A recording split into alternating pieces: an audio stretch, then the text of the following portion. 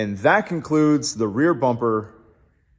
And that concludes the rear bumper build for this 4Runner. And that concludes the rear bumper build for this faux runner. And that concludes the rear bumper build for this here 4Runner. And that concludes the rear bumper build for this here 4Runner. Wow, the 4Runner rear bumper is now done, which means we can move on to wow. Hey.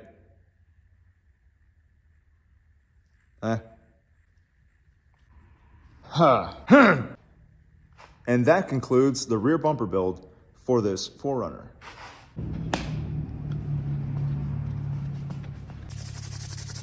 That concludes the rear bumper build for this 4Runner. And that concludes the rear bumper build for this 4Runner. More at 7.